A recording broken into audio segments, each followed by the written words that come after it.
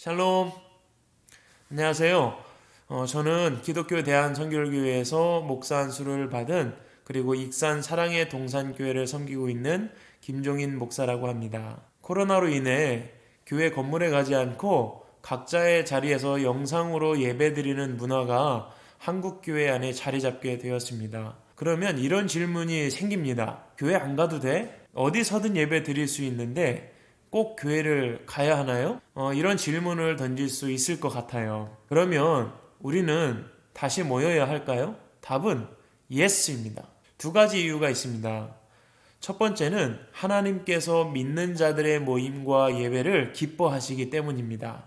하나님은 구약에서 이스라엘 백성들에게 성회를 열 것을 명령하셨습니다. 성회, 즉 거룩한 모임, 하나님께서 만드신 거룩한 모임이 있다는 거예요. 이 성회로 모인 이스라엘 백성들은 제사를 함께 드리고 제사장들이 낭독하는 하나님의 율법을 들으면서 택한 백성으로서 하나님과 맺은 약속을 기억했습니다. 이렇게 성회를 모이는 날이 이스라엘 문화 가운데 굉장히 많아요. 안식일, 유월절, 무교절, 칠칠절, 나팔절, 속죄일, 초막절 등에 이렇게 성회로 모였다는 거예요. 또 이렇게 이것뿐만이 아니라 육신의 욕망과 즐거움을 절제하고 회개하기 위해 모인 집회가 있었어요. 이것을 성회라고 얘기했습니다. 함께 모여서 기도하고 함께 모여서 하나님의 말씀을 듣고 함께 모여 예배하고 절기를 지키는 이러한 모습들이 구약 성경에 많이 있었다는 거예요. 하나님은 모여 하나님이 행하신 역사와 미래에 이루실 하나님의 약속을 기억하게 하셨습니다. 또한 성막과 성전에 모여 하나님 앞에 예배를 드렸습니다. 우리가 이러한 구약 성서의 내용들을 통해 알 수 있는 것은 하나님은 성도가 함께 모여 예배드리고 하나님의 하신 일들을 기억하기를 바라신다는 사실이에요. 두 번째로 우리가 왜 모여야 할까요? 우리는 초대교회에서 그 답을 발견할 수 있어요. 초대교회는 말 그대로 처음 세워진 교회라는 뜻이에요. 예수님을 믿는 사람들이 왜 모였고 교회가 왜 세워졌을까요? 초대교회의 모습을 엿볼 수 있는 성경은 사도행전입니다. 사도행전 2장 42절에서 47절을 읽어보면 초대교회의 모습이 어떠했는지 알 수 있어요. 제가 한번 읽어보겠습니다. 그들이 사도의 가르침을 받아 서로 교제하고 떡을 떼며 오로지 기도하기를 힘쓰니라. 사람마다 다 두려워하는데 사도들로 말미암아 기사와 표적이 나타나니 믿는 사람이 다 함께 있어 모든 물건을 서로 통용하고 또 재산과 소유를 팔아 각 사람의 필요를 따라 나눠주며 날마다 마음을 같이하여 성전에 모이기를 힘쓰고 집에서 떡을 떼며 기쁨과 순전한 마음으로 음식을 먹고 하나님을 찬미하며 또 온 백성에게 칭송을 받으니 주께서 구원받는 사람을 날마다 더하게 하시니라. 교회로 모인 성도들은 사도의 가르침을 받았습니다. 교제하며 떡을 떼고 기도하기를 힘썼습니다. 결국 가르침을 받고 교제하고 떡을 떼고 기도하는 일을 할 때 이들은 방구석에서 혼자 했던 것이 아닙니다. 믿는 사람이 다 함께 있어서 모든 물건을 함께 사용하고 성전에 모이기를 힘썼습니다. 초대교회 성도들은 모든 것을 함께 했어요. 모이기에 힘썼습니다. 왜일까요?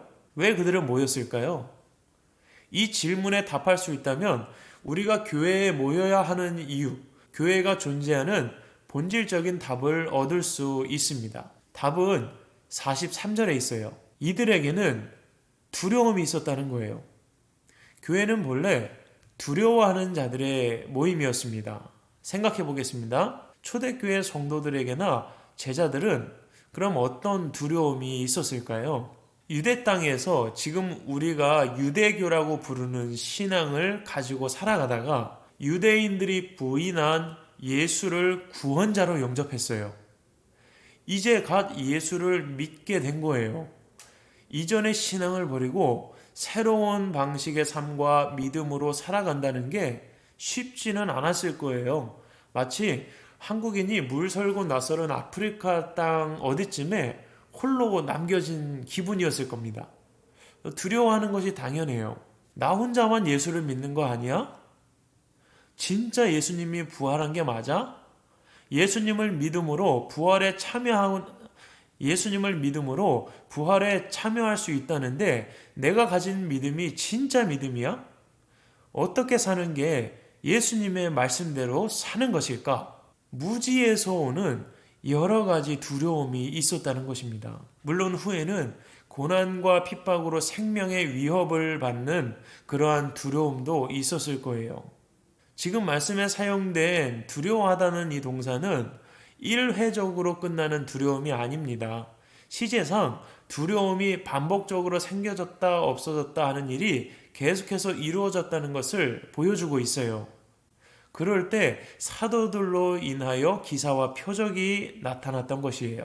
초대교회의 모임은 아주 작고 연약한 믿음, 흔들리는 믿음을 소유한 자들의 모임이었습니다. 두려웠던 거예요. 몰랐기 때문에 두려웠고 생명의 위협을 받았기 때문에 두려웠던 거예요. 결국 초대교회는 믿음을 지키기 위한 공동체였습니다.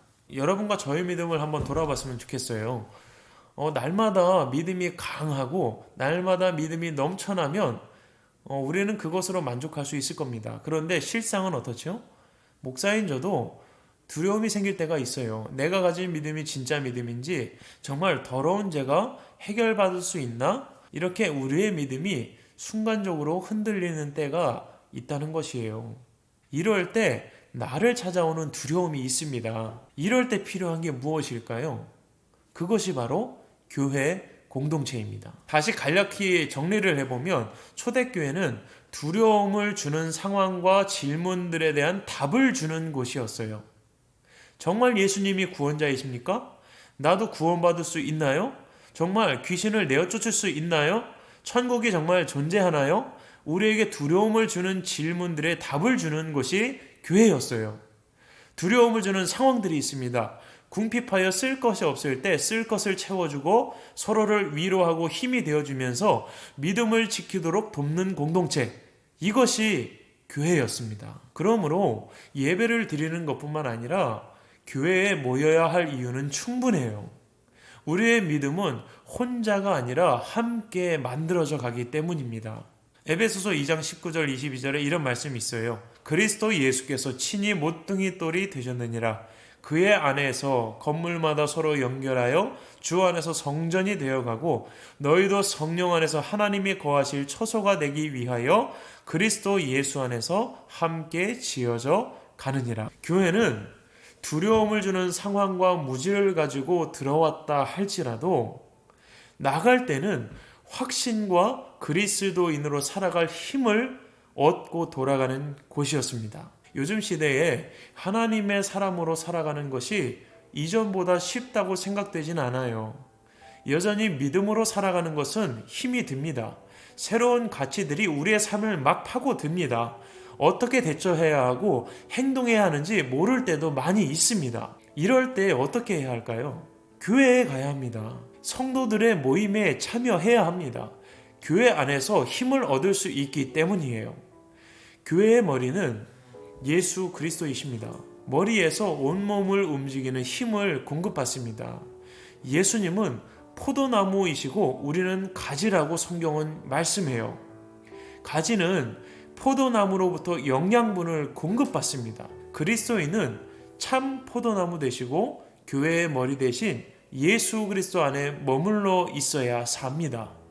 그리스도인으로 살아갈 능력과 힘이 공동체 안에서 주어지기 때문이에요. 교회는 어떤 공동체입니까? 우리에게 두려움을 주는 질문들에 답을 주는 곳입니다.